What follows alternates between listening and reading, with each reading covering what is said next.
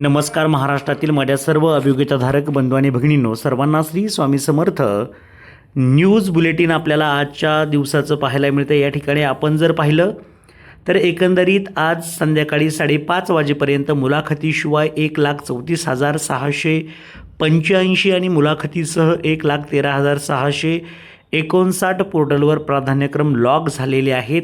दुसरा महत्त्वाचा मुद्दा म्हणजेच वरीलप्रमाणे उमेदवारांकडून पवित्र पोर्टलवर प्राधान्यक्रम जनरेट व लॉग झालेले आहेत. मुलाखतीशिवाय 13,627, मुलाखतीसह 25,424 एवढ्या उमेदवारांनी अद्यापही प्राधान्यक्रम जनरेट असताना देखील लॉक केलेले नाहीत. अशा उमेदवारांनी लॉक करण्याची मुदत दिनांक 16/8/2026 रोजी असल्याने तात्काळ प्राधान्यक्रम लॉक करावेत.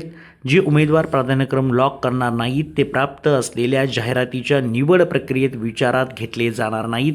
म्हणजे या ठिकाणी महत्त्वाचा 2 नंबरचा मुद्दा दिसतोय की 16 तारीख ही शेवटची आहे, त्यामध्ये मुदतवाढ केली जाणार नाही. म्हणजे तुमची डेट वाढणार नाही असं स्पष्ट सांगितलं आहे. पण विनंती सर्वांना असेल, त्यामुळं आजचा आणि उद्याचा दिवस तुमच्याकडं आहे. सगळ्यांनी शक्यतो उद्या संध्याकाळपर्यंत आपले प्रेफरन्स लॉक झाले पाहिजेत. तसं झालं नाही तर कदाचित आज जो नवीन टॅब मिळाला आहे त्या नवीन टॅबमुळं कदाचित 1, 2, 3 दिवसांची साधारणतः मुदतवाढ देखील देऊ शकतात असं थोडक्यात वाटतं आहे सर्वांना. पण पाहूया नक्की काय होते, कारण की नवीन टॅब आला आहे आणि त्या नवीन टॅबमुळं बऱ्याच उमेदवारांमध्ये संभ्रम देखील निर्माण झाल्याचं पाहायला मिळते. ते एक महत्त्वाचं कारण त्या ठिकाणी मुदतवाढ होण्यामागं असू शकतं. जर 1-2 दिवसांची मुदतवाढ जर झाली तर जे उमेदवार प्राधान्यक्रम लॉक करणार नाहीत ते प्राप्त असलेल्या जाहिरातीच्या निवड प्रक्रियेत विचारात घेतले जाणार नाहीत.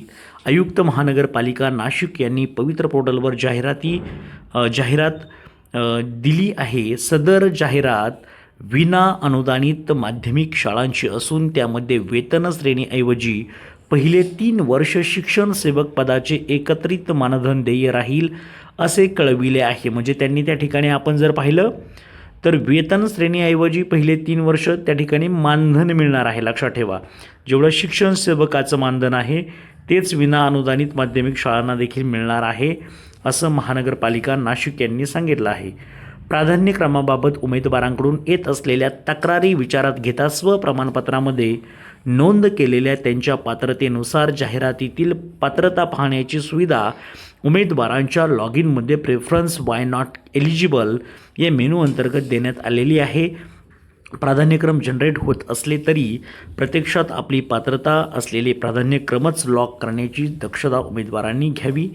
त्यामुळं या सर्व गोष्टीचं फॉलो प्रत्येकाने घेतलं पाहिजे. सर्वांचं काम या भरतीमधून व्हावं यासाठी सर्वांना खूप खूप अशा शुभेच्छा. ज्यांचं अजूनही लॉक करण्याचं बाकी आहे त्यांनी नक्कीच लॉक करा, जेणेकरून मुदतवाढ होणार नाही. परंतु जर तसं झालं नाही, त्यांना वाटलं की जास्तीत जास्त उमेदवारांना अजूनही प्रॉब्लेम येतोय, तर अशा वेळेसला 1-2 दिवसाची मुदतवाढ देखील मिळण्याची शक्यता आहे. Okay, thank you so much. All the best.